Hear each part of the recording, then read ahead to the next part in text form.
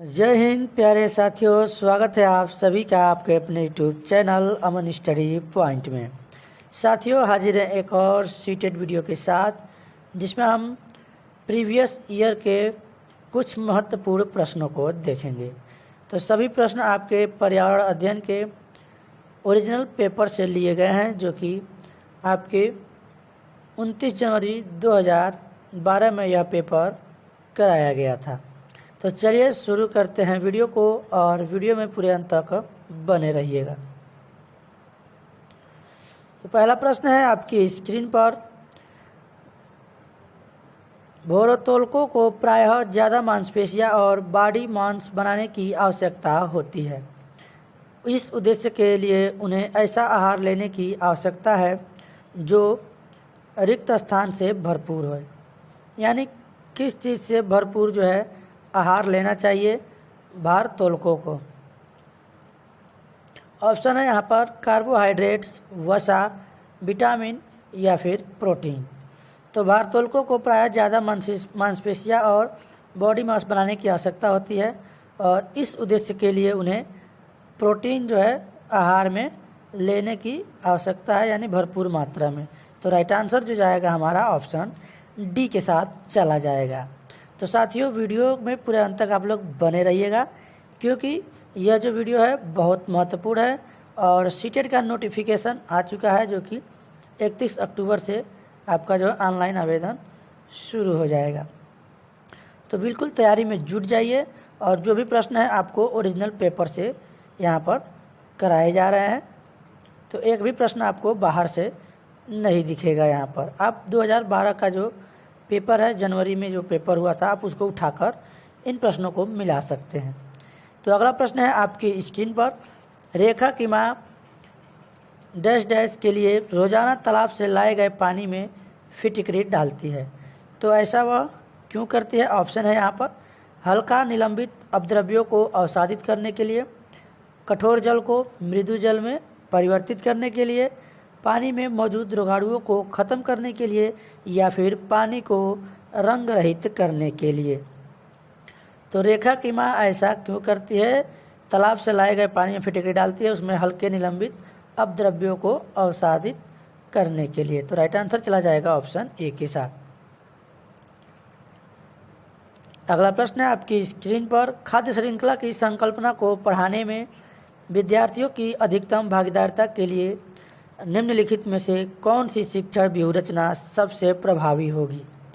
Option है श्यामपट्ट पर लिखी विभिन्न खाद्य श्रृंखलाओं के सभी उदाहरणों को देखकर लिखने के लिए अभ्यर्थियों से कहना, जीवों के प्लेकार्ड्स बनाना और विद्यार्थियों के समूह को विभिन्न खाद्य श्रृंखलाओं को सोचते हुए उन्हें व्यवस्थित करने के लिए कहना, विभिन्न आवाओं में चलने वाली संभावित खाद्य श्रृंखलाओं की खोज करने के लिए विद्यार्थियों से कहना, या फिर विद्यार्थियों को इंटरनेट से संबंधित जानकारी एकत्रित करने के लिए कहना।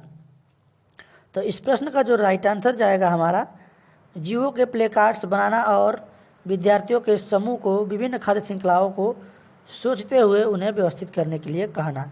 क्योंकि विद्यार्थी सोचेंगे तो उनसे जो है जो शिक्षण व्यूहरचना है वह सबसे प्रभावी होगी। तो राइट आंसर चला जाएगा यहाँ पर ऑप्शन बी के साथ। अगला प्रश्न है रेत और नमक के मिश्रण को पृथक करने के लिए प्रक्रियाओं के निम्नलिखित 4 क्रमों में से किसका उपयोग किया जाना चाहिए? ऑप्शन है वाष्पन, अवसादन, निस्तारण और निस्यंदन। तो साथियों, ऑप्शन आपके स्क्रीन पर है।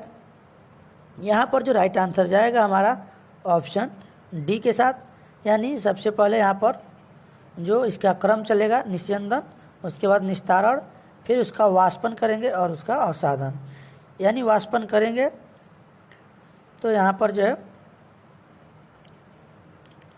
पानी डालकर नमक उसमें से घुल जाएगा, उसको जो है हम छान लेंगे और जो बालू है उसमें से छन जाएगा, और फिर हम जो है पुनः उसको वाष्पित करेंगे तो पानी उड़ जाएगा और नमक हमारा बच जाएगा। अगला प्रश्न देखेंगे। एक विज्ञान शिक्षिका श्वसन प्रकरण पढ़ाने के बाद परीक्षा का आयोजन करती है और यह देखती है कि अधिकांश विद्यार्थी श्वसन और सांस लेने के बीच अंतर को नहीं समझते हैं। यह किसके कारण हो सकता है? तो यह उनकी कक्षा का अध्यापिका नहीं है, विद्यार्थी प्रश्न को सही तरीके से नहीं समझ सके, शिक्षिका की कक्षा में प्रायः बहुत अनुशासनहीनता रहती है, या फिर वह कक्षा में प्रभावी तरीके से संबंधित संकल्पना को व्याख्यायित नहीं कर सकी है।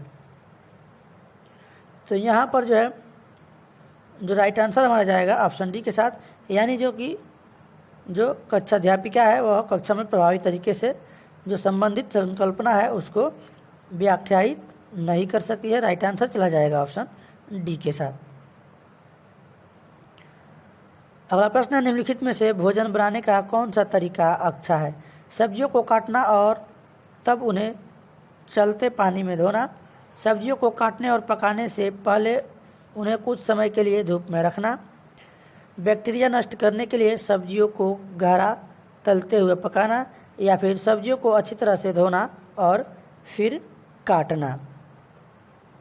तो जो लोग भोजन बनाते हैं उनको अच्छे से पता होगा, हमने देखा है बहुत से लोग सब्जी को जो है काट कर फिर उसको धुलते हैं। तो ऐसा नहीं करना चाहिए, क्योंकि उसमें के जो विटामिन्स होते हैं वो पानी में धुल जाते हैं। तो हमें जो है सब्जियों को पहले अच्छी तरह से धो लेना चाहिए, फिर काटना चाहिए, यानी राइट आंसर हमारा चला जाएगा ऑप्शन डी के साथ।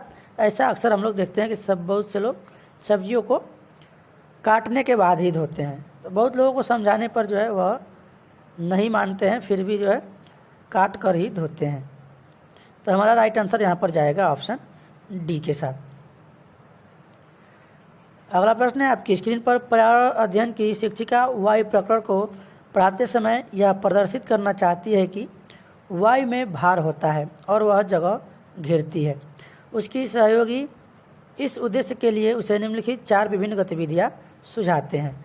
ऑप्शन है, खाली उल्टा बीकर पानी की सतह से ऊपर रखें और उसे नीचे धकेलें, स्ट्रॉ के माध्यम से जूस को खींचना, गुब्बारे में हवा भरना, 2 भरे हुए गुब्बारे एक छड़ से बांधे तथा साम्यावस्था में ले आएं, तब किसी एक गुब्बारे को फोड़ दें। तो प्रयुक्त गतिविधियों में से कौन सी गतिविधियाँ वांछनीय परिणामों को प्रदर्शित करेंगी? तो यहाँ पर पर्यावरण अध्ययन की शिक्षिका के द्वारा जो है वायु प्रकरण को पढ़ाते समय यह प्रदर्शित करना चाहती है कि वायु में भार होता है, तो और वह जो है जगह घेरता है। तो कौन सी गतिविधि है जो ऊपर जो है वांछनीय परिणामों को प्रदर्शित करेगी? तो यहाँ पर जो गतिविधि है, खाली उल्टा बीकर पानी की सतह के ऊपर रखें और उसे नीचे धकेलें। तो हम धकेलते हैं तो क्या होता है, पानी ऊपर की तरफ भागता है, यानी बाल्टी में पानी ऊपर हमारा भरता है। तो इससे पता चलता है कि वायु में जो है क्या होता है, वह जगह घेरती है और उसमें भार होता है। और इसमें एक और ऑप्शन सही होगा डी, यानी 2 भरे हुए गुब्बारे को एक छड़ से बांधे साम्यावस्था में ले आए, तब किसी एक गुब्बारे को फोड़ दें। तो फोड़ेंगे तो उससे जो है हमारा यह प्रकरण है स्पष्ट हो जाएगा, यानी राइट आंसर जो जाएगा ऑप्शन ए के साथ चला जाएगा। अगला प्रश्न है, वायु प्रदूषण प्रकरण पढ़ाने के लिए 4 अलग अलग विज्ञान शिक्षक 4 तरह की शिक्षण पद्धतियों का प्रयोग करते हैं। निम्नलिखित में से कौन सी पद्धति सबसे ज़्यादा उचित होगी? ऑप्शन है यहाँ पर, विद्यार्थियों को वायु प्रदूषण पर वृत्त चित्र दिखाना, विद्यार्थियों से कहना कि वे दीपावली से पहले और बाद में वायु के नमूने इकट्ठे करें और उनकी गुणवत्ता का अध्ययन करते हुए निष्कर्षों को सरलीकृत करें, विद्यार्थियों को पाठ्यपुस्तक में से प्रकरण का सस्वर पठन करने के लिए कहना और संकल्पना यानी शब्दावली का अर्थ स्पष्ट करना, या फिर प्रकरण पूरा करने के बाद अभ्यास में दिए गए सभी प्रश्नों के उत्तर लिखवाना। तो दीपावली आपका जो है आने वाला है, और यह जो है हिंदी धर्म का बहुत ही महत्वपूर्ण और प्रमुख त्यौहार है, जो कि आपका 24 तारीख को दीपावली मनाया जाएगा, और 23 तारीख को यानी 2 दिन पहले से ही धनतेरस का त्यौहार मनाया जा रहा है। तो काफ़ी अच्छा प्रश्न है आपके दीपावली के शुभ अवसर पर, और यह प्रश्न आपको कभी नहीं भूलेगा। तो यहाँ पर पूछा गया, वायु प्रदूषण प्रकरण को पढ़ाने के लिए 4 अलग अलग विज्ञान शिक्षक 4 तरह से शिक्षण पद्धतियों का प्रयोग करते हैं। तो सबसे जो उचित पद्धति है वह क्या होगी? यानी विद्यार्थियों से कहना कि वे दीपावली से पहले और बाद में वायु के नमूने इकट्ठे करें और उनकी गुणवत्ता का अध्ययन करते हुए निष्कर्षों का जो है सारणीकृत करें। यानी राइट आंसर जाएगा ऑप्शन बी के साथ। यानी दीपावली में एक तो धनतेरस के दिन पहले घर पे लोग साफ़ सफाई करते हैं और उसके बाद दीपावली के दिन खूब ढेर सारे पटाखा फोड़ते हैं। तो ये सभी अपना उत्सव मनाने के लिए अपने उत्सव को सभी लोग अपने अपने तरीके से मनाते हैं। तो आखिर उस पटाखों से जो हम लोग पटाखा फोड़ते हैं दीपावली के दिन, क्या उससे जो धुआं निकलता है, उससे जो गैसें निकलती हैं, क्या हमारे वातावरण को प्रदूषित करती हैं? इसलिए ऐसा शिक्षक कहता है कि विद्यार्थी जो है दीपावली से पहले और बाद के वायु के नमूनों को क्या करेंगे, इकट्ठा करके उसकी गुणवत्ता का अध्ययन करते हुए निष्कर्षों का जो है अपने सारणी में उसे लिखेंगे। तो राइट आंसर हमारा जो जाएगा ऑप्शन बी के साथ यहाँ पर चला जाएगा। तो काफ़ी अच्छा प्रश्न है और दीपावली से संबंधित भी है। चलिए देखते हैं अगले प्रश्न को। एक शिक्षिका तनावग्रस्त बच्चे की पहचान कर सकती है जब बच्चा निम्नलिखित व्यवहार प्रदर्शित करता है। ऑप्शन है पढ़ाई के पूर्ण एकाग्रता, बहुत बात करना, हाइपर एक्टिविटी यानी अति सक्रियता, या फिर आक्रामक व्यवहार। तो एक शिक्षिका जो है तनावग्रस्त बच्चे की पहचान किस प्रकार से करेगी? उसके अंदर जो है आक्रामक व्यवहार होंगे। यानी राइट आंसर जाएगा ऑप्शन डी के साथ। अगला प्रश्न है पानी के साथ प्रयोग करते हुए ज्योति यह देखती है कि स्टील की खाली कटोरी पानी पर तैरती है, लेकिन लोहे की एक छोटी कील डूब जाती है। इसे किस तथ्य द्वारा व्याख्यात किया जा सकता है? तो ऐसा क्यों होता है? यह विज्ञान का एक सिद्धांत है। ऐसा इसलिए होता है कि स्टील की कटोरी पर लगने वाला जो बल होता है उसके भार की तुलना में ज़्यादा होता है, जबकि लोहे की कील पर जो लगने वाला बल होता है वह भार की तुलना में क्या होता है, कम होता है। इसलिए कील जो है डूब जाती है। यानी जल के द्वारा जो बल लगाया जाता है वह लोहे की कील पर कम लगता है, जबकि स्टील की कटोरी पर अधिक लगता है। इससे जो है स्टील की कटोरी तैरती है और कील डूब जाता है। तो राइट आंसर चला जाएगा ऑप्शन ए के साथ। अगला प्रश्न है निम्नलिखित में से जीवन प्रक्रियाओं का कौन सा युग्म पेड़ पौधों और जीव जंतुओं दोनों से मिलता है? ऑप्शन है प्रजनन और भोजन बनाना, प्रजनन और अंकुरण, वृद्धि में अंकुरण, वृद्धि और प्रजनन, वृद्धि और भोजन बनाना। तो बात करें यहाँ भोजन बनाने की, तो मनुष्य जो है स्वयं भोजन नहीं बनाते हैं, तो भोजन वाला हमारा ऑप्शन पहले गलत हो जाएगा। वृद्धि पौधों में भी होता है और मनुष्य में भी होता है, और प्रजनन भी मनुष्य करते हैं और पौधे भी करते हैं। तो यहाँ पर हमारा राइट आंसर जाएगा ऑप्शन सी के साथ चला जाएगा। अगला प्रश्न है आपकी स्क्रीन पर, अंजलि की सहेली दांतों के क्षय से बचने के लिए निम्नलिखित 4 तरीके बताती है। दिन में 2 बार ब्रश करें, इनेमल कम न हो इसके लिए ब्रेसिज पहने, मिठाई, चॉकलेट्स और कार्बन डाइऑक्साइड युक्त पेय पदार्थ न लें, हर खाने के बाद कुल्ला करें। अंजलि को उपयुक्त तरीकों में से किसका अनुपालन करना चाहिए? तो यहाँ पर 4 ऑप्शन दिए गए हैं। आपको गलती नहीं करना है। हम लोग जल्दीबाजी में क्या करते हैं, एग्जाम हॉल में बैठते हैं तो इन्हीं 4 में से ABC समझकर और आंसर मारकर चले आते हैं ABC। तो ऐसा नहीं करना है, क्योंकि इन ऑप्शन के बाद जो है यहाँ पर हमें अलग से 4 ऑप्शन दिए गए हैं। तो इसमें देना है हमको आंसर, अपना सटीक आंसर। तो यहाँ पर दिया गया है कि दिन में 2 बार ब्रश करें, इनेमिल कम ना हो इसके लिए ब्रेसिज पहने, मिठाई, चॉकलेट्स और कार्बन डाइऑक्साइड युक्त पेय पदार्थ न लें। तो ये भी दांतों के लिए सही बोला गया है। हर खाने के बाद क्या करें, कुल्ला करें। तो यहाँ पर डी और ए और जो हमारा बी ऑप्शन है, सी ऑप्शन है, यहाँ पर सही हो जाएगा।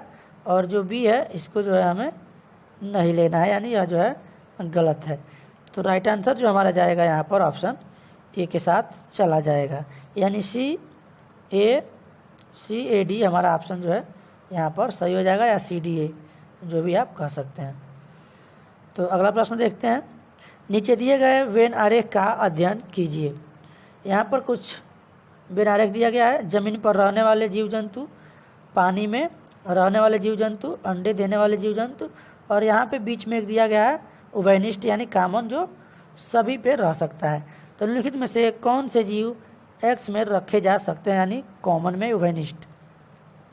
ईल यानी सर्पमीन, शार्क, मछली या फिर मगरमच्छ। तो अंडे देने वाला जंतु अंडा भी देता हो, ज़मीन पर भी रहता हो और पानी में भी रहता हो, यानी जो है सभी जगह रहने वाला जीव हो, तो कौन सा हो जाएगा हमारा? यह मगरमच्छ है, जो कि अंडा भी देता है, पानी में भी रह सकता है और ज़मीन पर भी रह सकता है। तो राइट आंसर हमारा जाएगा ऑप्शन डी के साथ। अगला प्रश्न है, किसके लिए मछली घर यानी एक्वेरियम में हवा वाला पंप रखा जाता है? जलीय पौधों को अधिक कार्बन डाइऑक्साइड उपलब्ध कराने के लिए, अधिक ऑक्सीजन को पानी में घुलने देने के लिए, मछली घर यानी एक्वेरियम की शोभा बढ़ाने के लिए, या फिर पानी को साफ करने के लिए। तो यह जो है अधिक ऑक्सीजन को पानी में घुलने के लिए मछली घर एक्वेरियम में हवा पंप पर रखा जाता है। राइट आंसर जाएगा हमारा ऑप्शन बी के साथ। अगला प्रश्न है, जब एक मछली को पहले से उबले लेकिन कमरे के तापमान पर ठंडे किए गए पानी से भरे एक्वेरियम में डाला जाता है तो वह मर जाती है। ऐसा इसलिए होता है क्योंकि मछली घर एक्वेरियम का पानी ऑक्सीजन रहित है, मछली द्वारा पीने योग्य नहीं है, खनिज रहित है, या फिर मछली के तैरने योग्य नहीं है। तो बात करेंगे इस प्रश्न की, तो यह जो है जो पानी है एक्वेरियम, यह खनिज रहित है। राइट आंसर हमारा चला जाएगा ऑप्शन सी के साथ। अगला प्रश्न है, निम्नलिखित में से कौन सा चांद की सतह की विशेषताओं के बारे में सबसे अच्छा वर्णन करता है? तो चांद की अगर बात करें तो वहाँ पर वैज्ञानिकों ने जो पता लगाया है, तो उस पर जो है कौन कौन सी चीज़ें हैं और कौन कौन सी चीज़ें नहीं हैं, उसी को ध्यान में रखकर इस प्रश्न का उत्तर देना है। तो यहाँ पर पानी नहीं है, पर्याप्त हवा, ऊंचे पहाड़। तो यहाँ पर जो यहाँ की विशेषता का जो सबसे अच्छा वर्णन करता है उसी ऑप्शन को हमें यहाँ पर देना है। तो वहाँ पर पानी है, तो ये हमारा ऑप्शन गलत है। हवा नहीं है, गुरुत्व नहीं है, पानी नहीं है। तो यहाँ पर भी दिया गया है पानी नहीं है, यह भी हमारा ऑप्शन गलत हो जाएगा। तो यहाँ पर जो हमारा राइट आंसर जाएगा ऑप्शन बी के साथ जाएगा, यानी वहाँ पर पानी नहीं है, गहरे गड्ढे हैं और ऊंचे पहाड़ हैं, यानी राइट आंसर जो जाएगा यहाँ पर ऑप्शन बी के साथ चला जाएगा।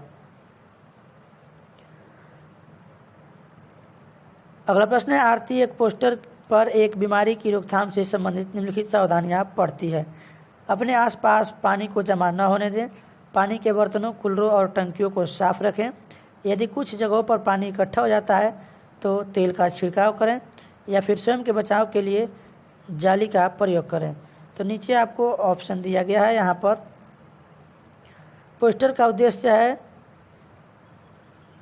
रिक्त स्थान के फैलने के बारे में जागरूकता पैदा करना, चेचक और मलेरिया, डेंगू और आई फ्लू, टाइफाइड और हैजा, या फिर डेंगू और जापानी मस्तिष्क ज्वर से जो है बचने के लिए। तो यहाँ पर जो है वह जो है डेंगू और जापानी मस्तिष्क ज्वर से को फैलने के बारे में जो है जागरूकता पैदा करना चाहती है। तो राइट आंसर हमारा जो यहाँ पर जाएगा ऑप्शन डी के साथ चला जाएगा। अगला प्रश्न है, निम्नलिखित में से कौन से शब्द समूह आपस में निकटतम रूप से संबंधित है? ऑप्शन है मलेरिया, लौह, अनीमिया, रक्त। तो यहाँ पर जो बीमारी पूछा गया कि कौन जो है शब्द समूह आपस में निकटतम रूप से संबंधित है, लौह, हीमोग्लोबिन, अनीमिया, आंवला। मच्छर, डेंगू, लौह, गुण, मच्छर, मलेरिया, अनीमिया यानी रक्त अल्पता। तो अनीमिया जो बीमारी होती है उसे हम लोग रक्त अल्पता के नाम से भी जानते हैं। तो लौह की कमी से क्या होता है? अनीमिया रोग होता है। और यह जो है हीमोग्लोबिन, यह भी इसी से संबंधित है, और आंवला, यानी राइट आंसर हमारा जो जाएगा ऑप्शन बी के साथ यहाँ पर चला जाएगा। अगला प्रश्न है, अभिभावक शिक्षक अंतःक्रियाओं को उपलब्ध कराने का मुख्य उद्देश्य है पुनर्बलन और सुधार के लिए बच्चे की योग्यताओं और कमजोरियों के बारे में चर्चा करना, एक दूसरे के साथ सामाजिक संबंध विकसित करना, एक दूसरे की कमियों को उजागर करना, या फिर विद्यालय में हो रहे क्रियाकलापों के बारे में जानकारी को साझा करना। तो अभिभावक शिक्षक अंतःक्रियाओं को उपलब्ध कराने का जो मुख्य उद्देश्य है, यह जो है पुनर्बलन और सुधार के लिए बच्चों की योग्यताओं और कमजोरियों के बारे में चर्चा करना, यानी राइट आंसर चला जाएगा ऑप्शन ए के साथ। अगला प्रश्न है आपकी स्क्रीन पर, यह पढ़ाते समय कि कुछ समय के लिए खाद्य पदार्थों को किस तरह ताज़ा रखा जा सकता है। राधा अपनी कक्षा में निम्नलिखित अनेक तकनीकी की परिगणना करती है। तो यहाँ पर जो है ऑप्शन दिया गया है, उसे कटोरी में रखती है तथा कटोरी को एक खुले बर्तन में रख देती है जिसमें ठंडा पानी है। उसे एक गीले कपड़े में लपेट देती है। उसे धूप में खुला फैला देती है। उसे छोटे छोटे टुकड़ों में काटती है और अंधेरे में रख देती है। उपयुक्त तकनीक बी के लिए वह निम्नलिखित किस खाद्य पदार्थ की ओर संकेत कर रही है। तो यहाँ पर पूछा गया है उपर्युक्त तकनीक बी के लिए वह निम्नलिखित में से किस खाद्य पदार्थ की ओर संकेत कर रही है।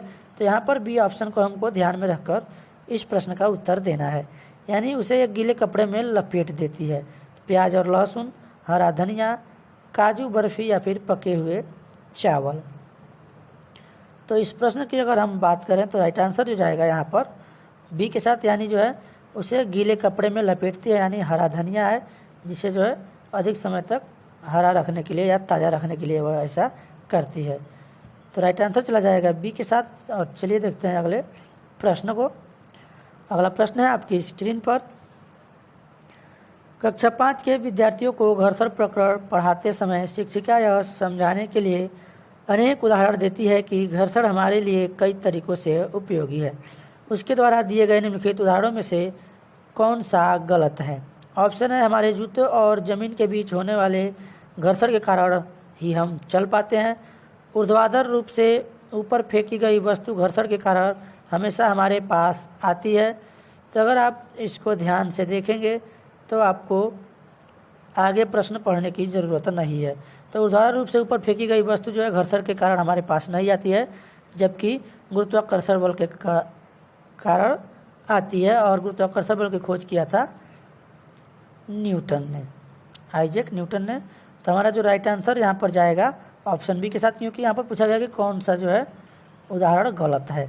बाकी ब्रेक लगाने से वाहन रुक जाता है, ये भी सही है। पेन की नोक और पेपर के बीच होने वाला घर्षण के कारण ही हम लिख पाते हैं, घर्षण के कारण ही हम क्या कर पाते हैं, चल पाते हैं। तो राइट आंसर जो जाएगा यहाँ पर ऑप्शन बी के साथ चला जाएगा। प्रश्न को आप लोग ध्यान में रखेंगे कि प्रश्न आपका सकारात्मक है या फिर नकारात्मक। यहाँ पर पूछा था कौन सा ऑप्शन सही है, तो ये तीनों सही है। पूछा गया है कौन सा गलत है, तो हमारा राइट आंसर जाएगा ऑप्शन बी के साथ। तो परीक्षा में आपको इसी तरह के प्रश्नों पे ध्यान देना है, क्योंकि हम प्रश्न का उत्तर जानते हुए भी प्रश्न को सही से नहीं समझते हैं और गलत आंसर लगाकर चले जाते हैं। अगला प्रश्न है, सभी बड़े शहर सड़कों पर भारी संख्या में वाहनों के कारण पर्यावरण प्रदूषण की समस्या का सामना कर रहे हैं। पर्यावरण संरक्षण के लिए शहर के लोग व्यक्तिगत रूप से किसके माध्यम से अपना सहयोग दे सकते हैं।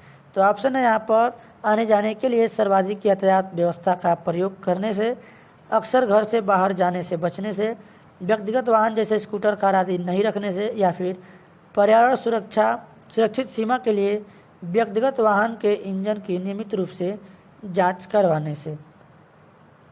तो इस प्रश्न का जो राइट आंसर जाएगा हमारा ऑप्शन ए के साथ, यानी आने जाने के लिए सर्वाधिक यातायात व्यवस्था का प्रयोग करने से। अगला प्रश्न है, कक्षा 5 का समीर अक्सर समय पर पर्यावरण अध्ययन की शिक्षिका के पास दत्त कार्य जमा नहीं कराता।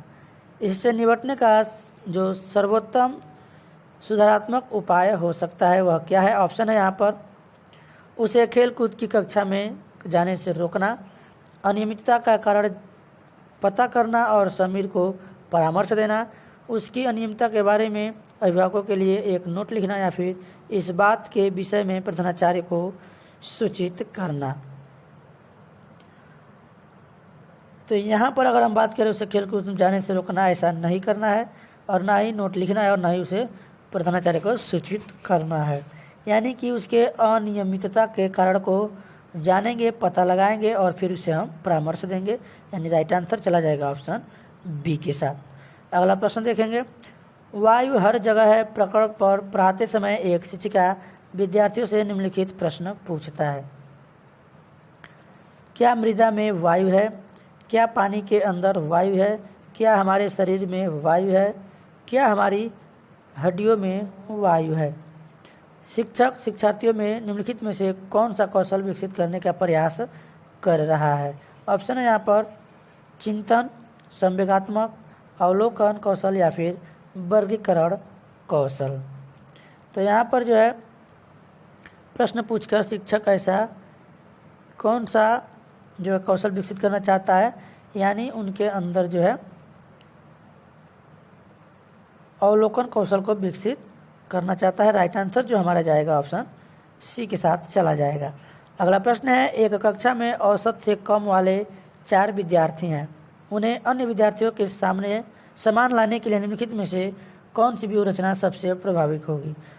उनके अधिगम के कमजोर क्षेत्रों की पहचान करना और उसके अनुसार सुधारात्मक उपाय उपलब्ध कराना, या फिर यह सुनिश्चित करना कि वे नियमित रूप से विद्यालय आएँ, या फिर उन्हें घर पर करने के लिए अतिरिक्त दत्त कार्य देना, या उन्हें अगली पंक्ति में बैठाना और उनके काम का लगातार पर्यवेक्षण करना। तो यहाँ पर सबसे सटीक हमारा जो राइट आंसर जाएगा, यानी उसके अधिगम के जो कमजोरी है उन क्षेत्रों को, कमजोर क्षेत्रों का क्या करेंगे हम लोग पहचान करेंगे। उसके बाद पहचान करने के बाद जो है उसके अनुसार हम उसका सुधारात्मक उपचार जो है यानी उपाय उपलब्ध कराएंगे, यानी राइट आंसर जाएगा ऑप्शन ए के साथ। अगला जो प्रश्न है आपकी स्क्रीन पर, एक संतुलित प्रश्न पत्र बनाने के लिए निम्नलिखित चरणों के क्रम में से कौन सा सही तरीका है? तो यहाँ पर 4 ऑप्शन यानी 4 विकल्प आपके स्क्रीन पर दिए गए हैं। तो यहाँ पर जो हमारा राइट आंसर जाएगा यहाँ पर ऑप्शन डी के साथ जाएगा, यानी डिजाइन को पहले तैयार करेंगे, फिर ब्लूप्रिंट तैयार करेंगे, फिर प्रश्न लिखेंगे और उनका संपादन करेंगे, फिर अंत में उसका जो है हम अंक योजना करेंगे।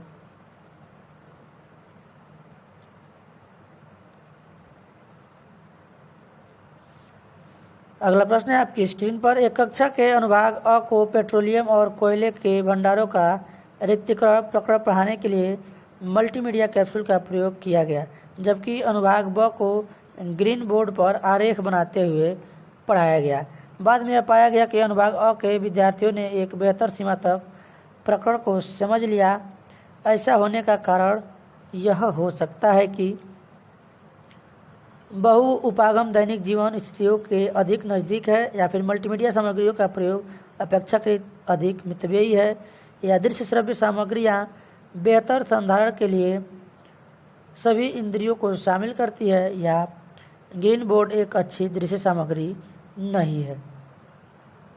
तो यहाँ पर विकल्प है आपके स्क्रीन पर, और इसका जो राइट आंसर जाएगा ऑप्शन सी के साथ, यानी जो दृश्य श्रव्य सामग्रियाँ हैं वह बेहतर संधारण के लिए सभी इंद्रियों को शामिल करती है।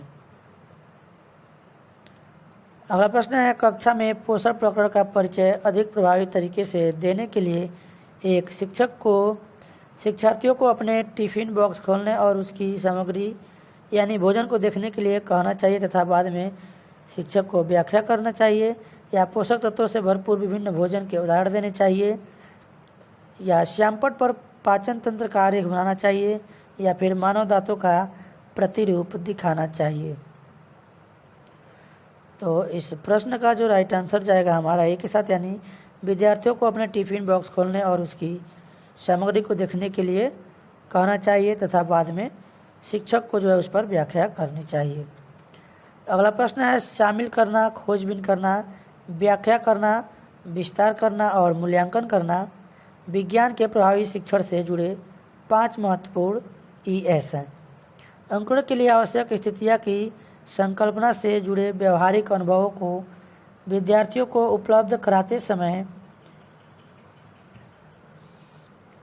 एक विज्ञान शिक्षक उनसे निम्नलिखित गतिविधियां कराने के लिए कहती है।